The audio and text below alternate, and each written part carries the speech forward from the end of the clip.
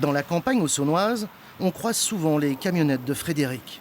On aime notre territoire, on aime notre vallée, on aime Luxeuil, on aime les gens qui sont aux alentours, on est bien où on est d'ici. Voilà un boucher motivé, pas tout à fait comme les autres. Il achète des bêtes chez des éleveurs locaux, les fait abattre, puis il revend une partie de la viande à ses confrères. Dans le métier, on a longtemps appelé ça un chevillard. C'est des bêtes qui arrivent de l'abattoir, ça, Frédéric? Exactement. Voilà, des bêtes qui ont été donc abattues ici à l'abattoir à Luxeuil-les-Bains, qu'on a été mettre en quartier, c'est-à-dire qu'à l'abattoir, la bête est fendue en deux, séparée les deux moitiés, et nous on fait ce qu'on appelle une mise en quartier, c'est-à-dire on coupe la moitié en deux. C'est-à-dire qu'on fait 4 morceaux dans une bête. Voilà. Ça, dans quelques heures, c'est des steaks, ça. Dans quelques grandes heures. Disons que nous allons faire des petits bouts qui donneront des steaks, mais avec un petit peu de temps quand même. La viande, ça prend le temps. Dans l'atelier de découpe, pourtant, tout va très vite. Frédéric travaille avec son frère et une équipe plutôt expérimentée. Des pros du couteau qui désossent et dégraissent sans relâche dans le froid. Il faut quand même se lever de bonne heure, et c'est un gros handicap. Par contre, c'est sûr que pour trouver du monde, c'est très compliqué. Ah oui. À quelle heure vous travaillez le matin là? 3h30 on attaque. Donc on finit en moyenne, ça dépend, quand le travail est fini, mais on a nos après-midi, on va dire. C'est l'avantage, il faut bien qu'il y ait un avantage. Ils n'ont rien à cacher de leur métier, les frères Coste-Sarguet.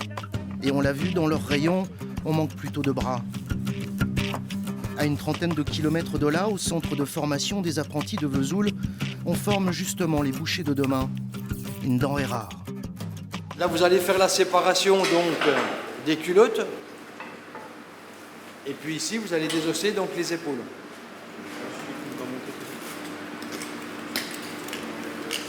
C'est très technique comme geste. Ah oui, là, il faut gratter le plus possible l'os pour laisser le moins de viande après. Et c'est en fonction du taux de viande qu'on laisse qu'on évalue un apprenti. Ces jeunes ne sont pas là par hasard. Ils vivent pour la plupart à la campagne et n'ont aucun problème à manipuler de la viande. Il y en a qui disent ah, t'aimes bien travailler dans le froid, le sang, c'est pas beau, moi j'aime ça, puis chacun son truc. Ensuite, tu mettras ton épaule face interne contre la table. Et tu sortiras la jointure. Bien souvent, ils sont chasseurs, et donc c'est une bonne continuité.